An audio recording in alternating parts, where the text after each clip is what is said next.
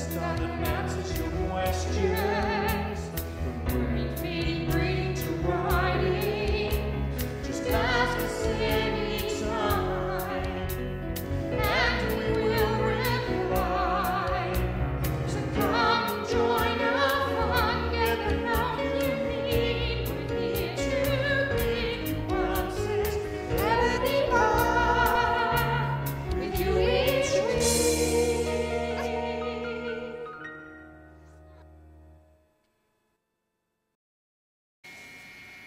Hey guys, welcome to Ebony Park TV. I hope you're having a fantastic week and all your horses are going fabulously and you've been enjoying the lovely weather we've been having. This week's question is a training question and we're really lucky to have Tash in the room to answer it for you. So have a fantastic week and enjoy. Hey guys, I am so pumped to be on EPTV, the coolest TV channel ever. Or is that just me? Really pumped to be hanging with you guys and getting the opportunity to, hang out and help you with your questions. So I trust you've been loving what my team have been putting together for you. They absolutely love recording it and we just all really love to help. So please make sure that you send in your questions, no matter what the question is. We're happy to help. We're here for you guys, okay? We don't do this because we like to see ourselves on TV. Well, maybe that's just me. No, we don't have to do this. We're very busy. We've got other stuff on, and I always say, guys, make it a priority. Make sure you record it because we've got to give back to our guys. So here to help. Okay, today's question, Andrea had a really cool question that I thought was really cool, interesting. Maybe not typical Friesian, so I got really excited and wanted to answer it. So Andrea has two Friesians and she said her problem is not that they're too lazy or they're too quiet or they're not forward enough, but they're too forward. They're not listening to our half halts and she doesn't want to be pulling on them, but they're just going, ah! Well, she didn't say that. That was my interpretation. Andrea, have I got it right? They're just, surely you know what that means. But I'm guessing they're really strong because Friesians can have that really big neck and they're just like, and they're bearing down on the forehand. They're like carrying my neck and my head and everything else. And I'm just going to go full belt trotting, you know, in that really carriagey trot. You know, when their legs are just going really, really fast and they're just, off they go. That's what's happening in my head. So really cool question. So everyone says to me, oh, how do you train Friesians and what do you have to do? And I'm like, dude, they're a horse. Ride the horse. So I don't think riding a Friesian is any different to riding a horse. Surely there's things that we work on that are different and different training different training techniques, different training focuses. So all my Friesians tend to be a little bit behind the leg. So we're always training forward to the leg, response to the leg, action to the leg, energy. And okay, maybe on a thoroughbred, I'd be training calmness and softness and freedom and all those really cool laid-back things. But I'm sure you're going to train both. So with these Friesians, awesome. So you, obviously, the training focus needs to be on training the half halt and training softness and lightness. So the Friesians are meant to be on carriage. So I can kind of get that feeling that, you know, they're really heavy and they're on the forehand and they're running away.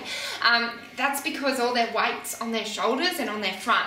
You got to get the energy to the back, which, as you said, you're a dressage rider, so you get that. So you have to help them shift their energy because they're all, you know, throwing it that way. So a really cool way you do that is through transitions. So heaps of transitions. Walk, trot, walk. Walk, trot, halt, trot, walk, trot, canter, walk, canter, forward, trot, walk, canter. I can't even say it. But I just do transitions all the time and I always do what they're not expecting. So I train two things. I train submission, I train listening, or submission and listening, and then I train lost my train of thought. Transitions. What am I talking about? Can you help me? God, you know when you see something behind the camera and you totally get distracted? How awkward. You guys are with me, so it's all good.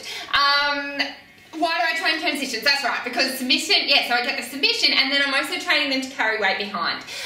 So for them to do a transition, I don't allow them to go, so if I'm trotting and I say walk and they go walk, I'll go right back. And I will be strong with my hand because you don't get to go on my hand. So if they that way. So probably the first thing I would start to teach these Friesians is how to rein back. Go backwards. Not that I run backwards, not that I do 20 steps backwards. I do 2 steps, 1 to 3 steps. It's like, hey, energy back. Now go forward again. So I've rocked the energy onto the back and then I'll go, cool, now trot again, canter, or whatever it is.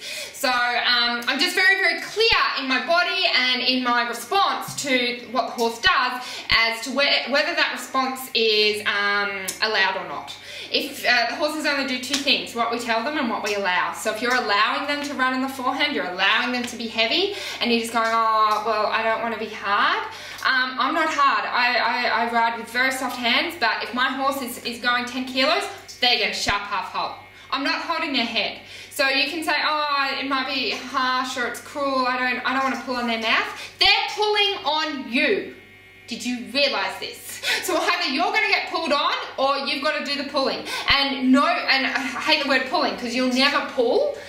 Because if you go into an engagement with a horse where you lean back and pull, they go into, I'm getting attacked, they go into the counter force of that, and you're just having a huge argument. So I never pull in my life. It's sharp half holds. Look at my hand. It takes, gives, takes, gives, takes, gives. Hey, get off my hand.